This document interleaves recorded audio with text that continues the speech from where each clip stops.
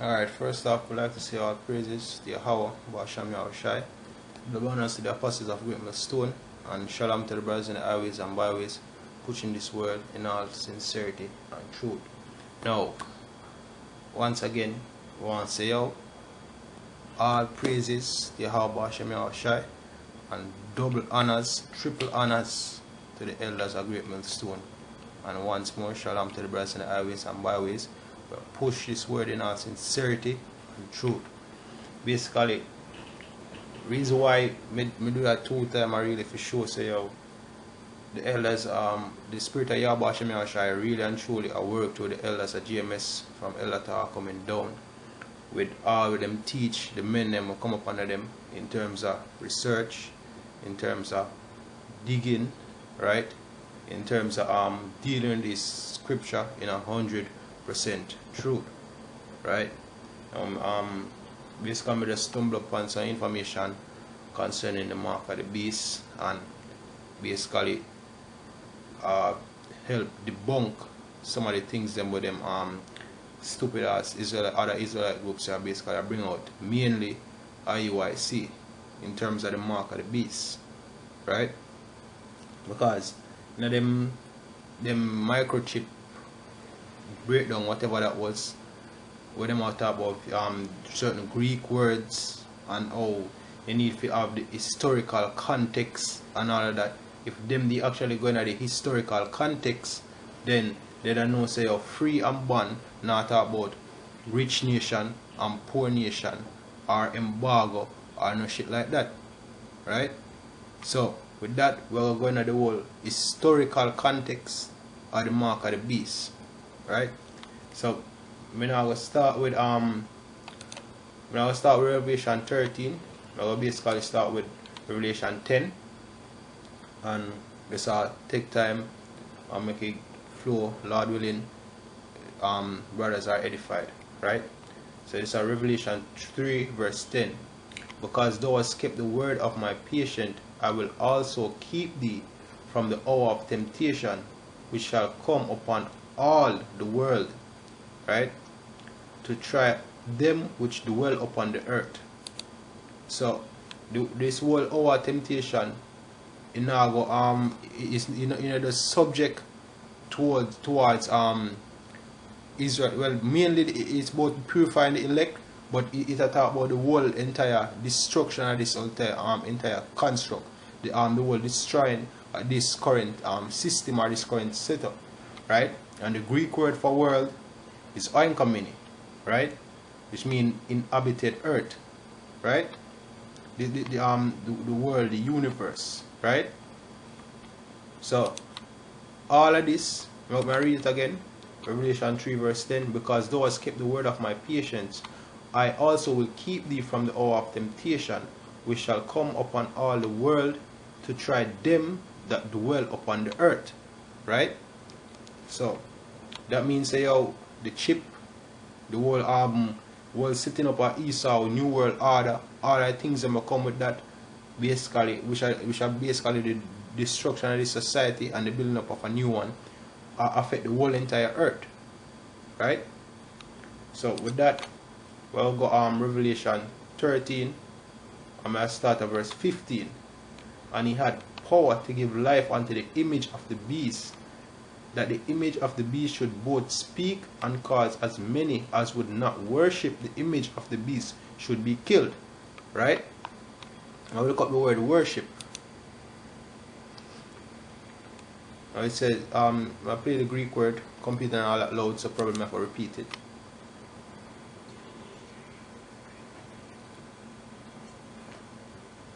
Proskuneo. This is proskuneo, right? And it says to kiss the hand, to kiss the hand of what towards one in token of reverence, meaning for reverence. With the word worship, then we're now going to reverence the beast, right, or the image of the beast. This is New World Order. Among the Orientals, especially the Persians, to fall upon the knees and touch the ground with the forehead as an expression of profound reverence. In other words, they want to submit to the beast, right?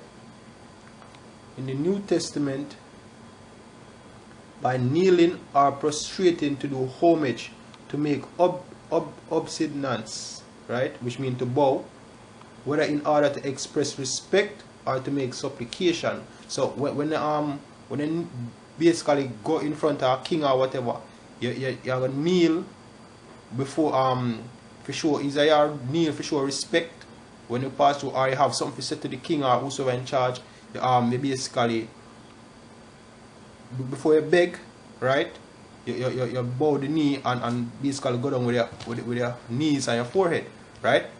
Because when this famine start, when the pestilence start, when you want safety from all of the hell, where you go on, you go down to them concentration camps here, and basically you go submit. In order to go to them concentration camp and get brought in, you have to show say you submit. But how you want to make you submit, you have to show say you're affiliated or bear the mark or whatever the system. You have to bear the mark of the system, the identity of the system, to show your affiliation with the system, right? It says use of homage showing to men and beings of superior rank, right? When I show homage to a superior rank, they say them have a couple instances. One, to the Jewish high priest, to God, to Christ, to heavenly beings, to demons, right? So the word worship all going to submission and reverence, right? So who read that again. So like that.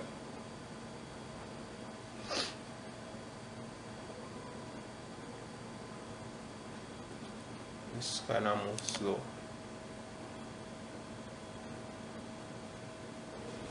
So let's see it at its best.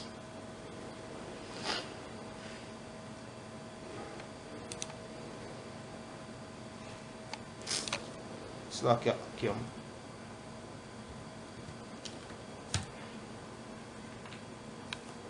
Alright, Revelation 13 verse 15. Yes, so basically I say, and cause as many as would not worship the image of the beast should be killed. Right? Now going to verse 16, it says, and he caused it all, both small and great, rich and poor, free and bond, to receive a mark in their right hand or in their foreheads. Now this is about because no matter which part in the world all of this chaos are going on, this is a worldwide thing, you have concentration camps all over the world, and in order to get into them camps there, basically you have to receive the mark, yo. So it say small and great, rich and poor, free and bond. Now the main point I go stress the part of the historical context I go base upon free and bond. But we just make us a small check.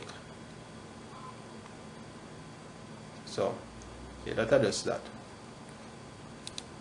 So it says small and great, meaning people have little influence and people have great influence, right? Rich and poor, people who have money, people who don't have money. Free and bond, right? So we look up the word free and we look up the word bond. Now this is our word free. It says freeborn, in a civil sense, one who is not a slave. Now, John they are living at the time of Romans, right? So this whole context in which he might talk, I love to talk about context. This whole context where he might talk about, he might refer to it back to like Roman society, which is very similar to today's society as we are going to the history, but let's take care of that part here first. It says freeborn, in a civil sense, one who is not a slave. Be of one who ceased to be a slave, freed, manumitted, and bear the word in mind, manumitted or manumission, right? Just remember that because we'll go back to that word in the lesson. It says free, exempt, unrestrained, not bound by any obligation, right? So that go for sure that it talk about a person when basically have them freedom. But as we say, oh, this I go back to Roman society. I did because in my living at the time of the Romans, in my talk about in my use things where I say back then to refer to things where I see in the future. Right? Now we look up the word bond. Right? Flip. Ah boy.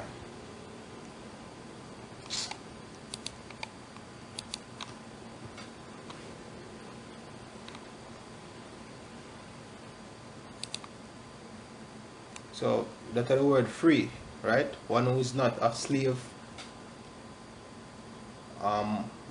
manumitted and all them things, right? And then we look up the word bond now. 16.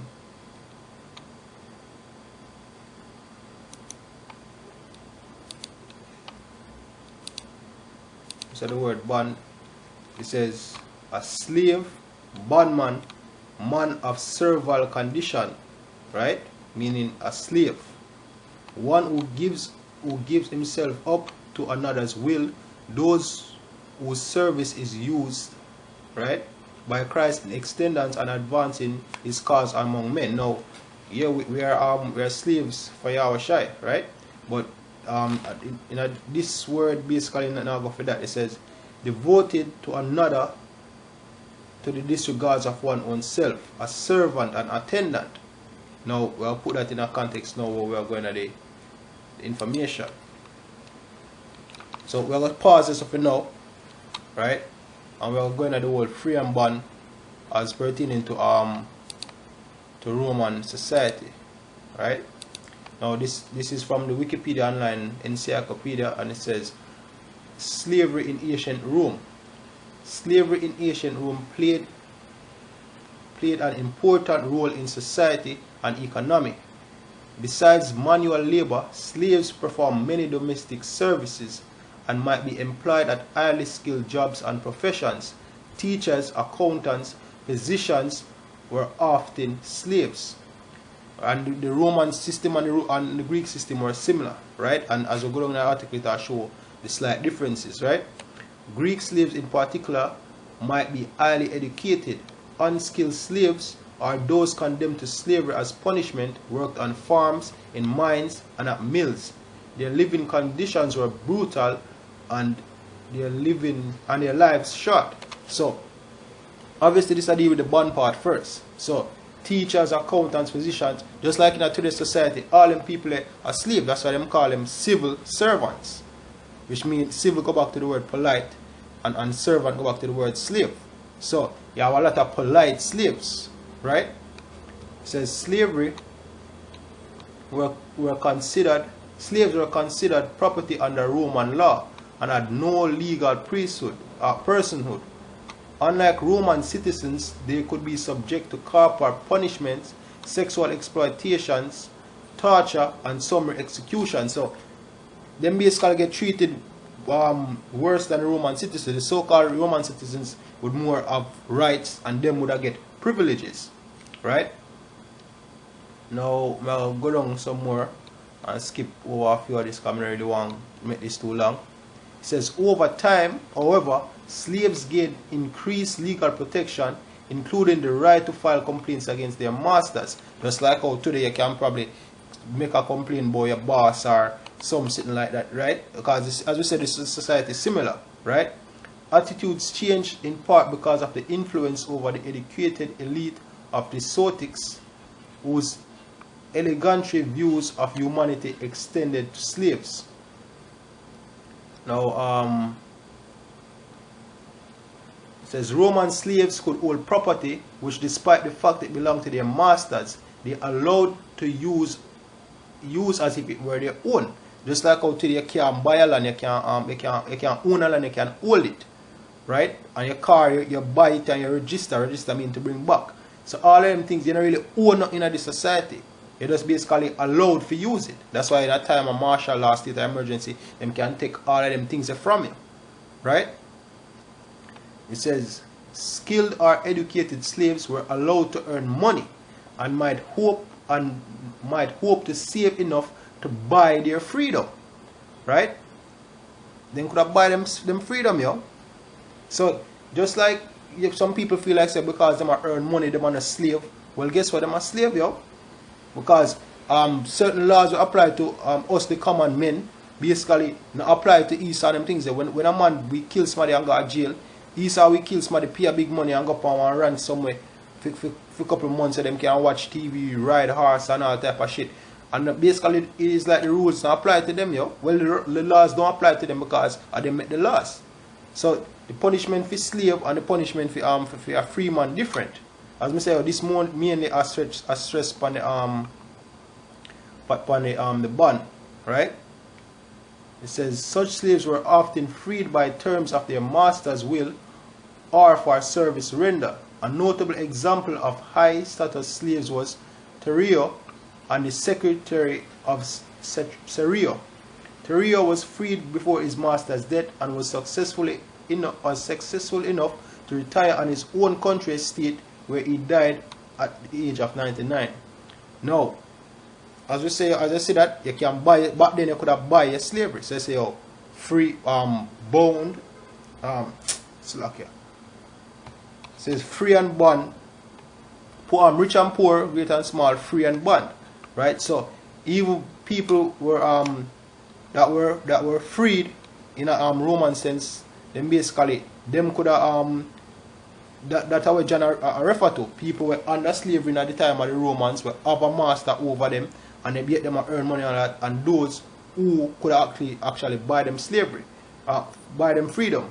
It says Rome differed from the Greek city-states in allowing slaves to become citizens after manumission, right? Remember me say, look up the word manumitted, as when the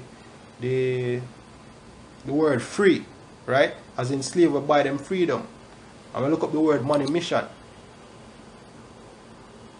It says manumission from manumit is the act of a slave owner freeing his or her slaves.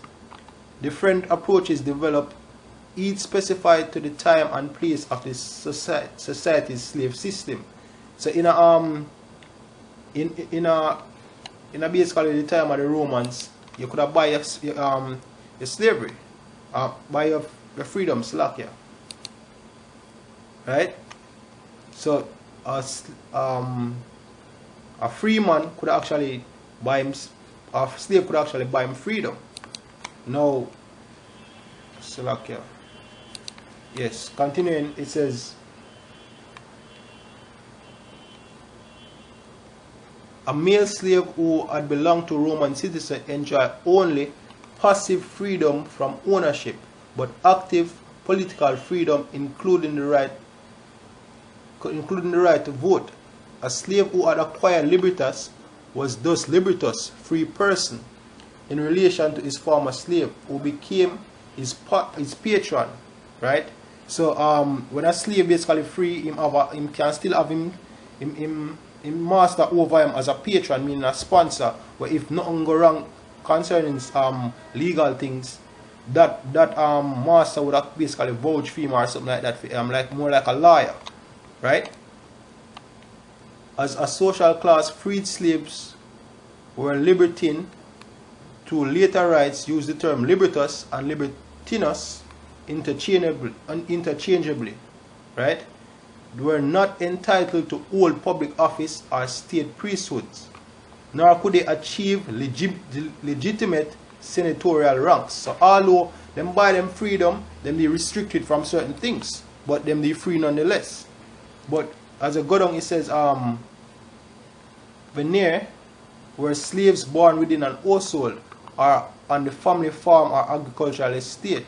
There was stronger social obligation of care for veneer, whose epitaphus